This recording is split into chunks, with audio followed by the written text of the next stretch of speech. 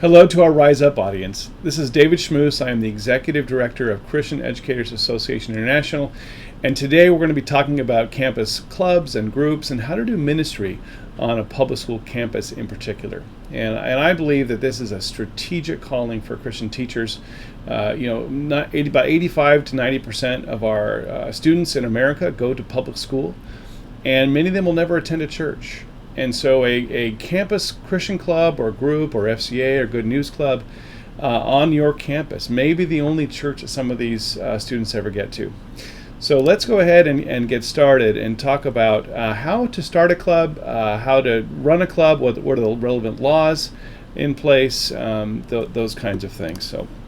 So let's first say, what is this session about and what is it not about? As I said, it's about doing campus ministry. If you want to start a group and have God's presence on your campus and through a club or through a fellowship group, this is what it's for.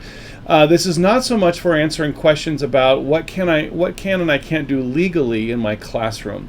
If that's what you're really here for, hey, what does the law say about what can I say if a student asks me a question, or can I pray with a student during class or after, this kind of thing.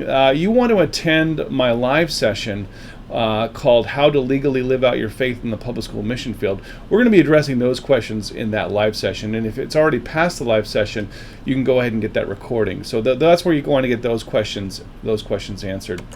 So, but in talking about campus ministry, we believe here at Christian Educators Association that educators who step out in faith with a solid understanding of the law can bring transformation like Daniel and Esther in the Bible. Think about those two characters in the scriptures. Both of them, in a sense, were in positions of authority in a secular or pagan government system. And that sounds kind of familiar to where we're at, right? We are, as public school teachers, we are government officials in a secular, or sometimes it can even feel pagan school government system. And so, but Daniel and Esther, they were faithful. They did their job with excellence. They honored the people in authority over them.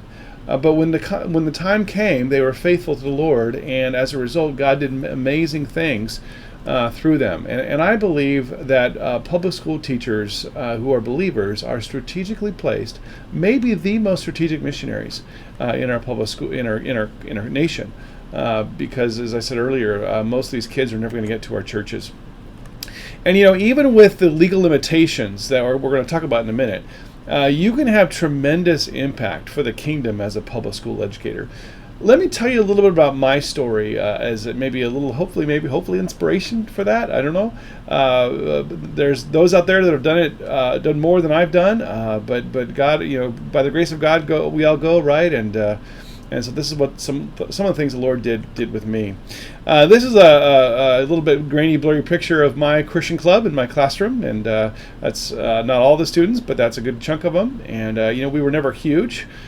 Sometimes 10 to 20 was pretty typical, but God did some amazing things through these kids.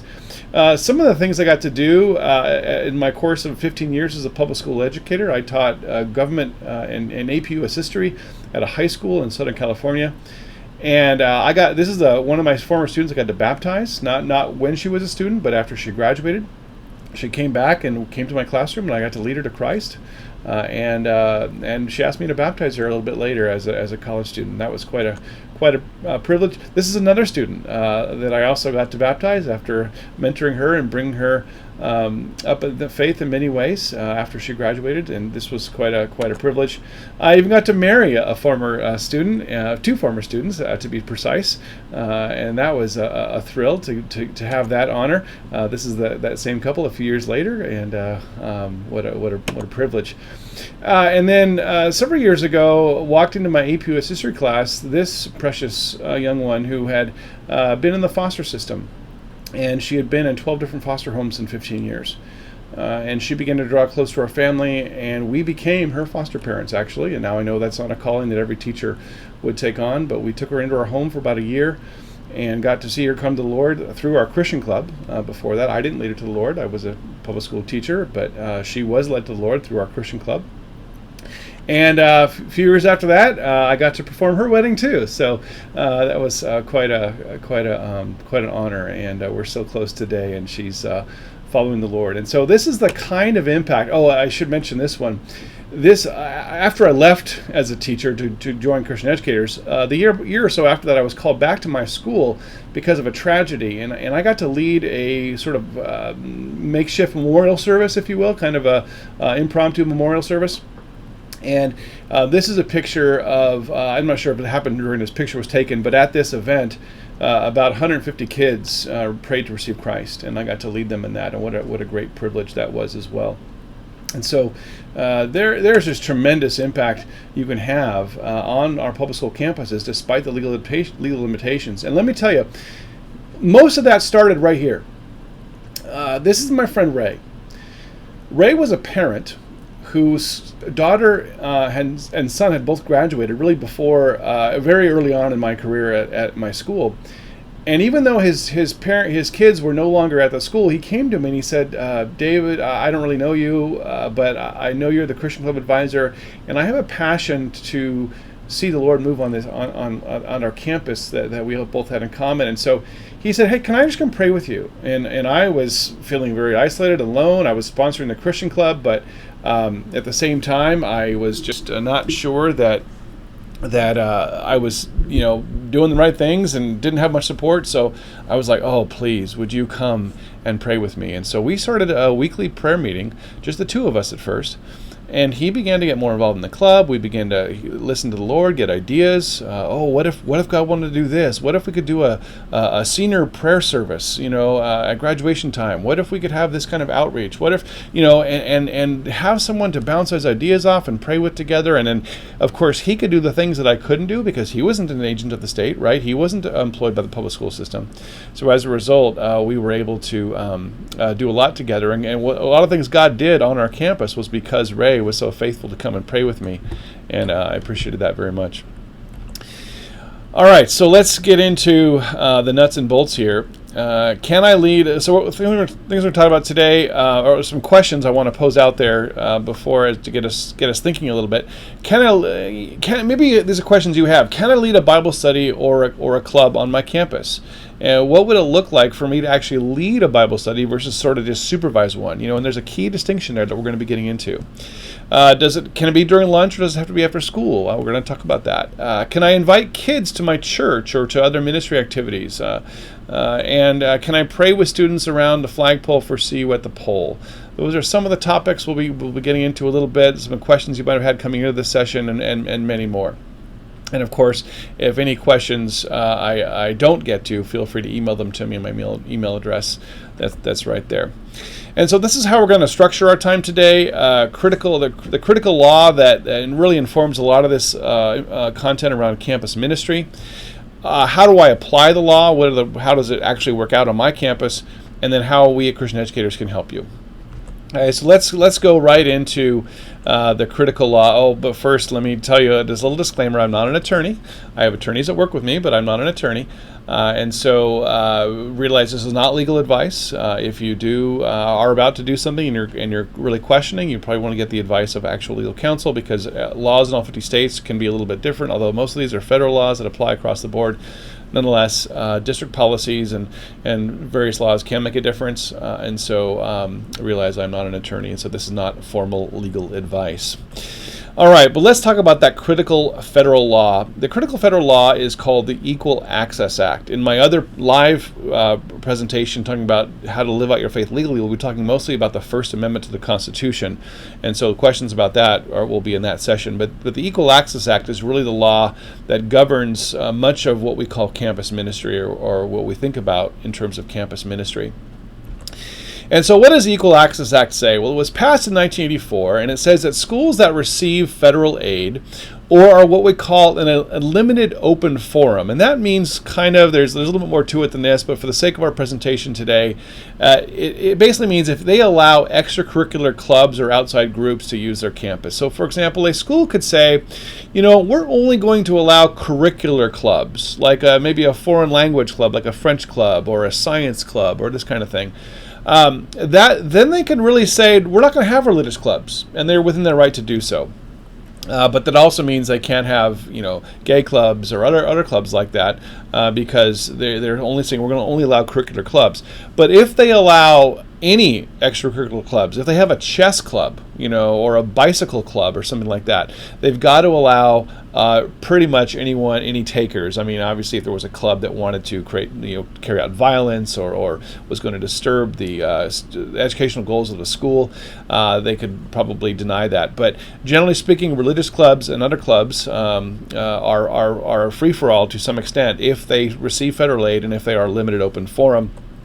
And of course, they must give equal access to religious groups. Okay, so a lot of teachers out there say, "Well, I want to have a Christian club, but I don't want there to be a Mormon club or a gay club." Well, hey, the law is that anyone can have a club as long as they meet the criteria that set up for the school, as long as they're not going to harm the goals of the school in terms of academically or socially, what have you.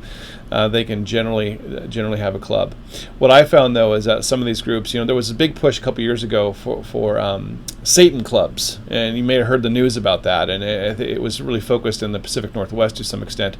That was everyone knew that no one was going to long-term sustain a Satan club. In fact, the one that actually got going only had one student in it, and it didn't. I don't think it even lasted the whole school year. But if it did, it didn't return. But that was not an attempt to actually have a Satan club, because you had to get parental permission in those cases. It was an after-school group. It wasn't an official club on campus. I'll explain that difference in a minute. But that was an attempt to get the school system to shut down all extracurricular clubs and thereby shut down the Christian clubs. Okay, that's what the goal was of that movement, to do Satan clubs. And so I've sort of realized, Gamaliel said in the Gospels, right? He said, "Hey, if this is from the Lord, it's going to go. We can't fight against it. If it's not from the Lord, it's going to pass, it's going to die." And that's kind of the attitude I have towards many of these other clubs. That hey, they have the right to do what they going to do, but we have the right to. And if we have an equal playing field, we usually come out okay. All right, so under the Equal Access Act, what is allowed? What can a Christian teacher do in terms of campus ministry? Well, the most common thing you can do is advise a Christian club. And when I say Christian club, I am referring to an official school campus club. Typically meets at lunch. Typically this is a middle school, high school kind of experience. And you have a constitution, you have officers, you are under the authority of the Associated Student Body or Student Government Association. You can raise money, you can have access to the bulletin boards and the announcements and all those kinds of things. But in terms of being the advisor to that club, you are very limited, because really as the advisor to an official school club, you really are still an agent of the state. In fact, not really, you are. And you can only legally supervise that club. You are there to make sure that they don't harm each other, that don't destroy school property, that kind of thing. I know a lot of Christian teachers start Christian clubs, and they want to, hey, this is my opportunity to ministry. Well, behind the scenes, maybe, but legally, you're there as an agent of the state to supervise that group of kids, and not to lead them in religious content, not to pray with them, not to preach, not to mentor them religiously, those kinds of things, unfortunately. Now, that being said, I know most Christian club advisors are behind the scenes, very involved in mentoring their students, but I would encourage you to keep that activity not up front. If you're going to kind of give mentorship to your officer group or whatever, hey, great, but realize legally you're just there to make sure that they're following the school rules. And that's why I want to say how important it is to partner with off-campus ministries and churches. Realize that, when I was a Christian club advisor, what I would do is I'd make good friends with the local youth pastors, and I'd invite them to my campus, and I'd say, hey, would you come talk to my Christian club? And see, because the things that I can't do, namely get up in front and preach and pray and all those kind of things, they can do. But the things that they don't really have, I have. In speaking, what I mean by that is access to campus. And so it's a wonderful symbiotic relationship, because they can't do the things I can do, I can't do the things they can do, but together we can do all of them. And so what we would do is we'd have these youth pastors come on campus. Now, if there's any lawyers out there, realize the Equal Access Act also is pretty is not friendly towards the idea of having the same person come on campus all the time to be the speaker. But we find that usually school districts don't scrutinize that far. But nonetheless, that is in the law. If you do have conflict with your school district over having the same pastor or same, youth ministry person come on campus every week, it really is supposed to be student led according to the Equal Access Act. So that's not a hill you want to die on if you're fighting that battle. All right, and as I said already, as a Christian Club advisor, you can make sure that your club has the same access to all campus resources as do any other club. When I was a teacher, one thing our school put in here is they put in a intercom, a school-wide intercom system. And so all of a sudden, instead of having the announcements read by the teacher, they were reading who often never read them, they were reading the announcements over the intercom 3 times a week. And so what I kind of behind the scenes made sure happened is I made sure that my club had an announcement in the announcements at least once a week. Why? Because I wanted the name, our mascot was the Conquerors. That was our high school mascot. And so our club was called the Conquerors for Christ. I wanted to hear the words, I wanted the whole school over the intercom to hear the words Conquerors for Christ at least once a week. Why? Because that's what creates culture. What's said over the intercom, what's put in the announcements, that's normalized, right? Just as we've seen with of course the LGBTQ stuff, whatever kind of gets amplified, gets spoken, becomes normalized. And so I wanted our club name and the name of Jesus Christ to be normalized in our school culture. And so those are kinds of things you can do as a Christian Club advisor, or just kind of make sure they're done. Be careful, again, it's student-led. That's the Equal Access Act. It's got to be student-led. But you can sort of behind the scenes kind of say, okay, hey, my officers, are you putting announcements in the bulletin? Are you doing the things you're supposed to be doing to have an effective club? And I don't think anyone's going to complain or bring a case against you for doing that kind of thing. Now, if you're writing the announcements and if you're, who knows? But if you're just encouraging them to be good officers of your club, I think that's generally going to be okay. All right. So we talked about advising a Christian club. If you have any more questions about that, let me add one more thing about that before we move on. The Equal Access Act is in some people's minds a little bit unfair to religious people, because it doesn't, we can't lead our clubs, but it doesn't say the same thing about, say, the chess club advisor or other clubs. They can, if there's a chess enthusiast who loves chess, he can lead that student club and teach them how to play chess and do all those things, and that's a wonderful thing in most cases. But if you're a religious person, this goes to all religious clubs, you really can't lead that club. Why? Well, ultimately because the Constitution, says there may be no Congress shall make no law respecting an establishment of religion. It doesn't say that Congress can't pass a law respecting an establishment of chess. You get what I'm saying? So because the Constitution's prohibition on government encouraged religion, that's why that's in the law, and I don't think it's going to go anywhere because of how the Constitution is currently interpreted by the Supreme Court. So it's an unfortunate situation, but that's just kind of the reality of the system that we're in, and we can obviously pray. God is not limited by that. If God wants to move on your campus, and if you're praying for him to move, and if your students are praying for him to move, he's not going to be limited by these kinds of rules. So rather than get angry and get frustrated by that, let's see that as an opportunity for God to kind of confound the wise and do the things that he does so amazingly. Like Daniel, right? I mean, Daniel, he shut the mouth of lions. Shadrach, Meshach, and Abednego, he had to walk into the fire furnace and they weren't burned. I mean, our God can do this stuff, right? What's a law? What's a restriction on a public school campus going to do to stop the living and active God? So don't fret, but rather pray in faith. Okay. All right, so let's talk about, can I attend a student-sponsored event? The most famous example of this is probably See You at the Pole. See You at the Pole is I think the fourth Wednesday of September of every year. Check out Google See You at the Pole, syatp.org maybe, or .com, not sure which, but you'll Google it, you'll find it.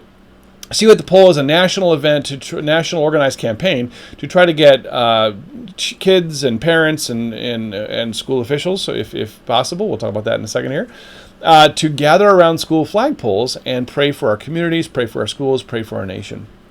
And I attended See You at the Pole, I think every year that I was, for 15 years, that I was a public school Christian club advisor.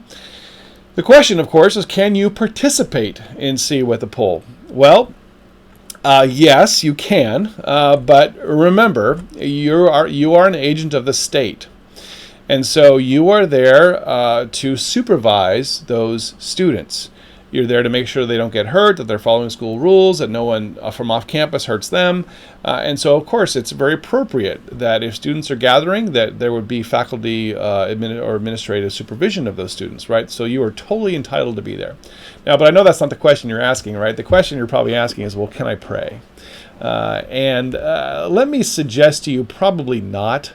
If push came to shove, it actually went to court. I'm not aware of a court case specifically about See You at the Pole. But some sort of legal theorists in this world have guessed that maybe you can, and here's how you would have to do it if you wanted to do it. One, the See You at the Pole time would have to be before your contract hours, certainly. As soon as in my situation, we were, I think, a half hour before the bell rang. We were on contract. Okay, so it would have to be before that half hour window, or whenever your contract time says your day starts. And then what you could do is you could simply not park on campus, but park in the neighborhood or something, walk to the front of your school like any other community member would before your contract time, and then pray just as any other member of the community could and would. In that case, might you be able to pray at See You at the Pole? Maybe. Okay, but here's the deal.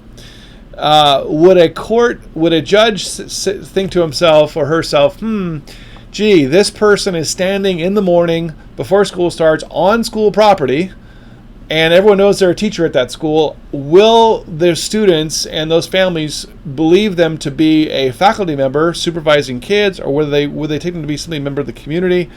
That's sort of legally dicey, right? So I'm just going to leave it with you to kind of seek the Holy Spirit on that. But I just would caution you that if you're doing that, don't flaunt it. So I don't have much more to say on that other than, hey, could be illegal, but it could be legal. If you are going to do it, follow my advice in terms of how to do it, and go from there. The question you want to ask in terms of other school events, other student-led events, maybe a Christian club has a evening event.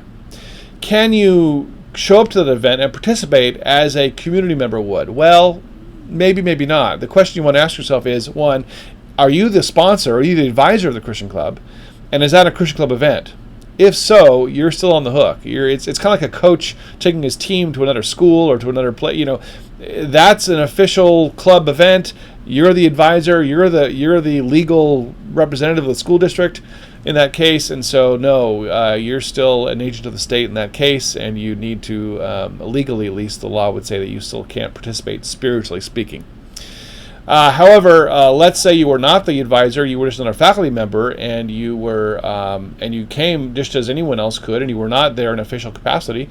I would imagine you'd probably be okay. That you might have, if you are called upon to pray or to speak or something like that, you might say, hey, I'm here as a member of the community. I'm not here representing the school. I'm not here in my official capacity. Just make those disclaimers, and you should be okay. And of course, that question there: what if students invite me to speak or to pray? Again, same rule applies. If you're the advisor of the club and they're asking you to speak at it, I would say probably not. That's not kosher in terms of the law. But if they've invited you to speak and pray at an event and you're not the advisor, and you could kind of legitimately claim, I'm just doing this as a member of the community, I'm not representing my school, then maybe. If it's during school hours, though, I'll be very careful about that because during school hours you're generally recognized as a teacher no matter what. So, but if it's the evening and the weekend, something like that, and you're not the official advisor of the club, you're probably okay. Okay. All right. And so we've talked about how to advise a Christian club. We've talked about attending a student-sponsored event. Now let's talk about what I consider to be kind of the golden nugget of this content area, this topic, which is an after-school club or community group. And so when I say an after-school club, what I mean by that is not an official school club. Okay, not recognized by the student government. You can't use the photocopy machine. You can't get any announcements typically, although sometimes you can actually. But these are commonly good news clubs, a Fellowship of Christian Athletes, other Young Life, other groups out there that sponsor school groups but are not officially tied to the school. Now, there's a lot more freedom here. And there's a lot more freedom thanks to a member of Christian Educators Association International. Her name was Barbara Wigg. And back in the early 2000s, the case was finally ruled on in 2004, Barbara Wigg filed a lawsuit, and this was a basic, her claim. Her school had a Good News Club, and she wanted to volunteer at it. Well, it was after school. It was after her contract time. And so her contention was, wait a minute. The school was telling her she couldn't do it. Oh, no, you're a teacher. You're on the kids will recognize you as such. Separation of church and state. Sorry, can't do it. Well, she said, well, wait a minute. Once 3:30 hits and my contract time's over, I'm a member of the community just like anyone else. Are you suggesting that the only time I can exercise my faith is on Sunday mornings or something? I mean, what's up with that, right? So she filed a lawsuit, and she eventually won at the 8th Circuit Court of Appeals. And she, by doing that, she won that right for all of us to lead, and that you can pray, you can preach, you can witness, you can share faith, you can lead kids to Christ, if you follow certain procedures using an after-school club. Okay, so what are those procedures? Well, essentially, you have to take off your teacher hat and put on your community volunteer hat. So what that means is you can't simply say, hey, let's all meet in my room after school today and have this Good News Club. No, you're doing that as a teacher, right? The reason you have access to your room is because you're the teacher, right? So what you have to do instead is you have to go to the district office and say, what are the policies for outside groups? Because that's what you are now, you're an outside group. What are the policies for outside groups using our facilities? Find out what those policies are and comply with them. So if there's a fee, now they can't charge you a fee if they don't charge anyone else a fee, right? That would be a violation of the law called viewpoint discrimination, probably a violation of the Equal Access Act, but I'm an attorney, but it's a violation of some law to say that if they allow the Boy Scouts or whatever club to meet on their campus for free, but they're starting to charge you because you're religious, no, can't do that. So we can help you with that if you find that to be the case. But follow those procedures. If they need insurance, get insurance, whatever the hoops they have to jump through. And that's why it's helpful to be associated with one of these other organizations like Child Evangelism Fellowship that does Good News Clubs, or like Fellowship of Christian Athletes, or like Young Life, or whatever, one of these outside groups. I'll give you a list of those in a minute here. They can help you jump through those hoops. They can provide the insurance. They can provide whatever, and then you go through those hoops, you apply, you get a room, and then you have to get permission slips, typically to go home with parents. Again, Good News Clubs are typically more elementary school level, and these are the most common types of these after-school clubs. And then you can if you do all that, you can teach that club. And we've seen thousands now teachers get involved in this. Good News Clubs, since this ruling, and since a ruling also before that in 2001, have exploded across the country. So much so that you're seeing kind of the Satan Club or the other opposition to people. Hey, these Good News Clubs are getting too popular. And so that's exciting to see what God is doing with that. Okay, so that's the distinction. An official club is nice because you're on campus. You can use the bulletin system. You can use the photocopy machine. You have certain access that you don't have as an after-school group. But you are kind of muzzled as a believer if you're an official club advisor. But if you're with a community group, an outside group, like Good News Clubs, you can do anything. Religiously speaking, you can teach, you can preach, you can pray. You can share your faith. And so you've got to decide for yourself, which one of these two options do I want to pursue, and which one makes the most sense in my context. We generally find that for elementary level, it makes more sense to do the community group. Parents are also often looking for daycare after school. We had a great story of a teacher that went to one of our events, a Lift America event, and she learned at our Lift America event that she could do this, what we're talking about. So she went back to her school. She started a Good News Club. She got some complaints. One of the parents, who was also a member of the faculty, complained, hey, the separation of church and state, this shouldn't be allowed. And the principal said, no, they follow the rules. It actually is allowed. So let it, and she shut down the complaint. Well, then the very next school year, this teacher who had complained, and parent who had complained, needed childcare for her kid on Wednesday afternoons. Well, guess who found themselves in the Good News Club? Okay, and God can do awesome stuff like that. So generally speaking, though, elementary school, the after-school club is more typical. Middle school is a little bit of a hybrid. It's middle, right? High school level, certainly because of athletics, make after-school meeting very difficult, at least school-wide. The official school club is more common. But hey, just because it's more common, don't let that stop you. Both those options are viable. So, although I would say it's hard to have a student-led club at the elementary school level, just because hey, they're elementary school kids, right? But nonetheless. All right, and partnerships are key, as I mentioned before, because the partners can do the things that I can't do as a public school official. So who are some of those potential partners? Here's some ideas for you. One, and I think the most important one, is your local church. As I said, go make friends with local youth pastors. Bring them onto your campus, especially if you're a secondary level teacher. And get them involved. Child Evangelism Fellowship, and these are all, I don't have their websites up here, but obviously you can Google any of these groups and find them out. Good News Clubs is a great place to start if you're elementary level. I've already mentioned Fellowship of Christian Athletes. Release Time Christian Education. Lots of states, even my state of California, believe it or not, have laws that you can have up to 1 hour a week of religious instruction if it happens off campus. And so Release Time, you'll see these ministries in lots of communities around the country. They oftentimes will deck out a big trailer as a classroom, and they'll roll it up in front of the school, and they'll have groups of kids coming into the Release Time trailer for an hour all day long, in shifts.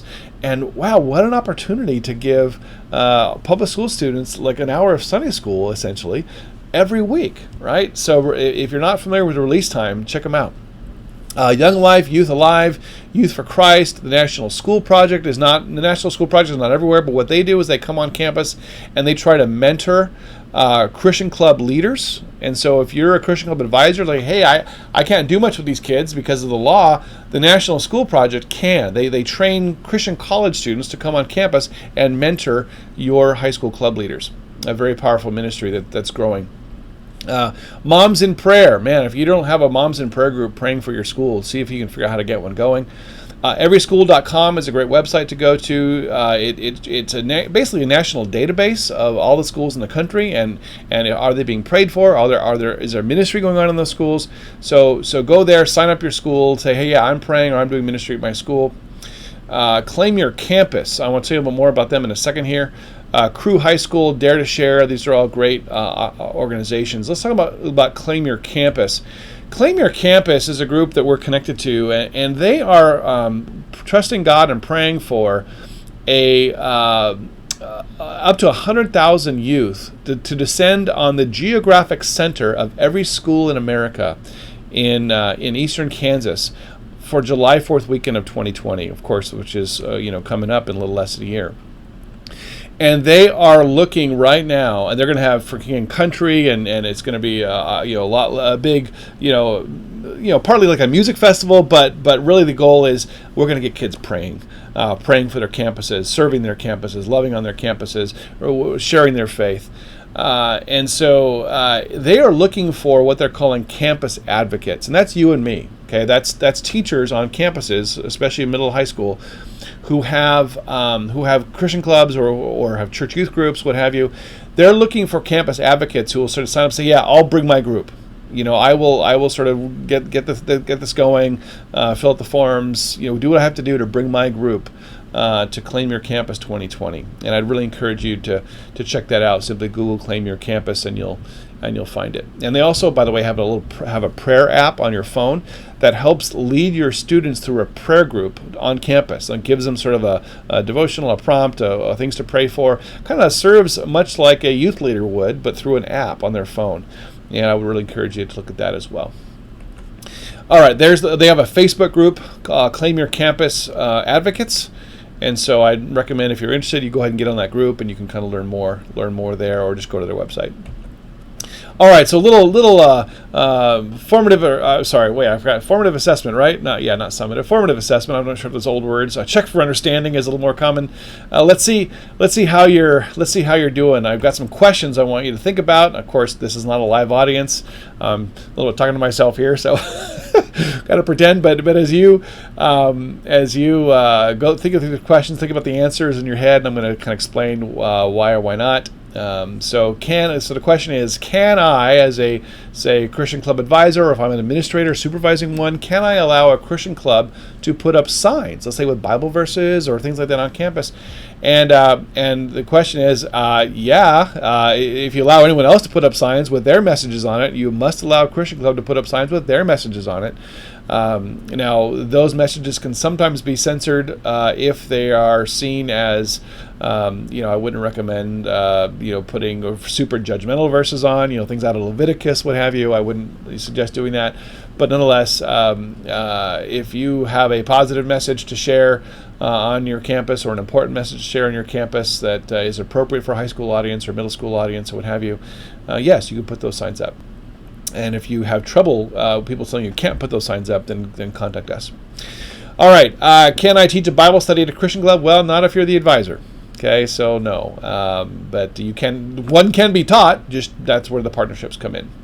Can I pray with you at the pole? Well, we talked about that. Maybe. That depends on what legal interpretation you choose to walk out of. And some people think get a little creative, and I actually did this. That's kind of why the question's there. Can I bring my Christian club to my house? And if I brought them to my house, would the rules not be a little different? And the answer is, well, yeah, you can bring them to your house. I mean, clubs can do a field trip, get parental permission, all those kind of things.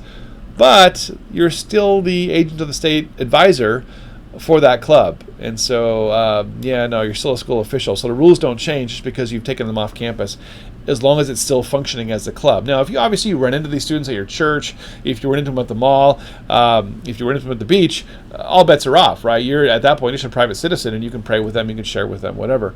But be careful you don't try to get around that by arranging to meet with them on campus. Say, hey, during fourth period, hey, let's meet at Starbucks on Saturday. And well, no, then you're using your role as a teacher to get them to meet you off campus, which is probably not a good idea anyway, for a host of other reasons. But nonetheless, all right.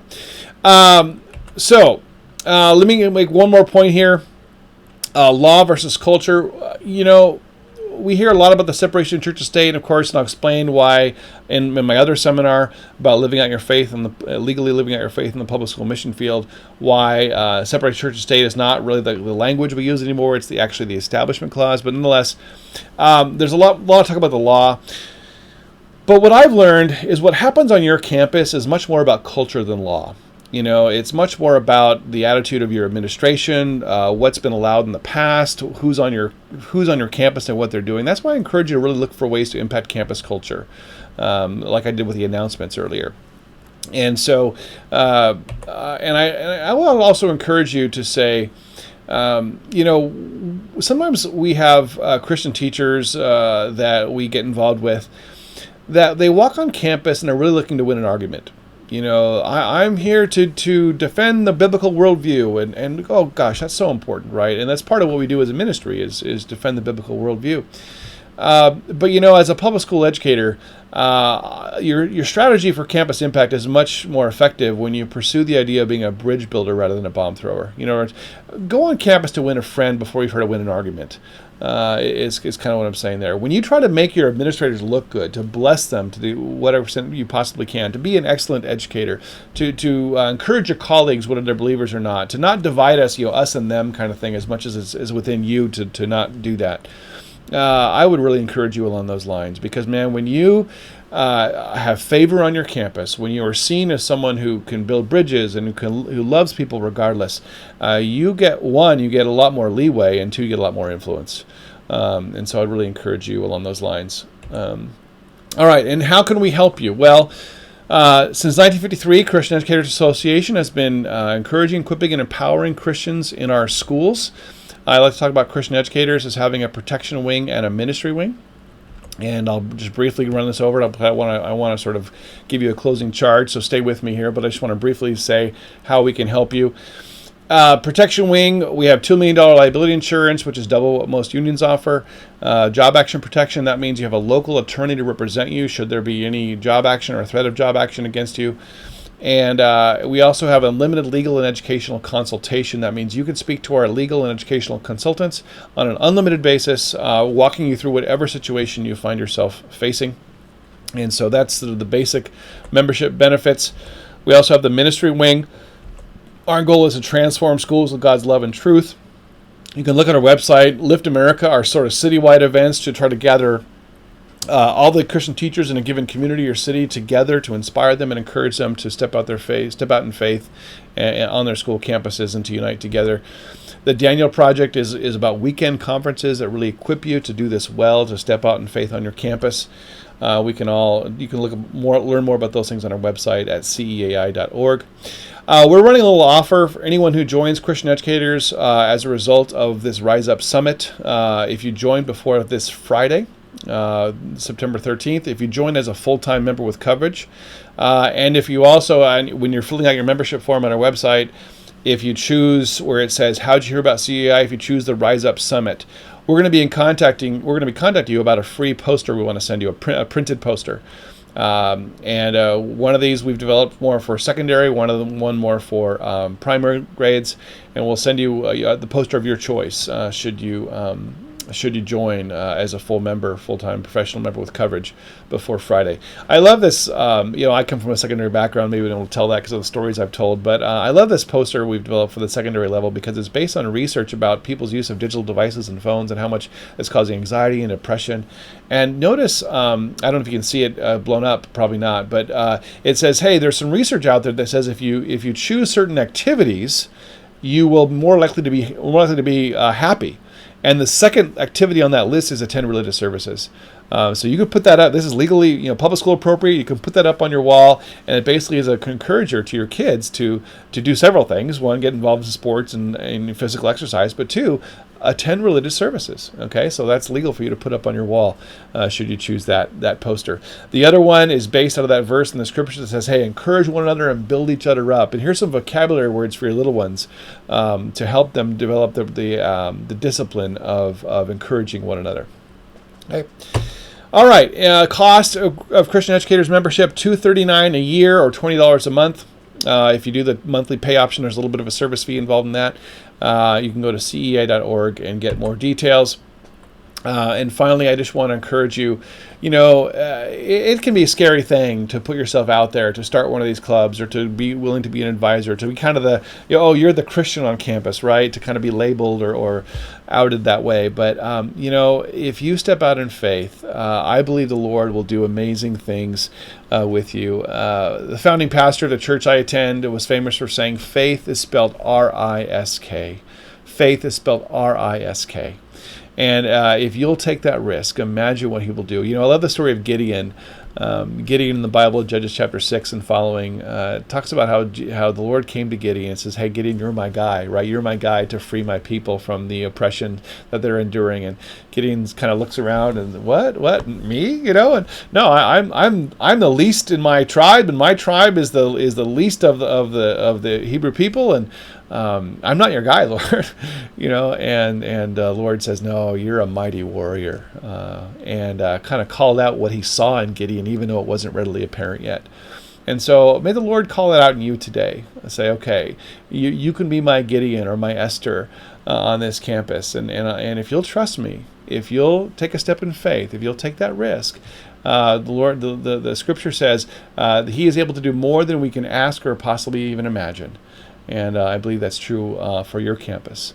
So bless you. Thank you for watching, and I hope this Rise Up Summit is an encouragement to you as you step out in faith for whatever the Holy Spirit leads you to do on your campus. All right. Thank you very much.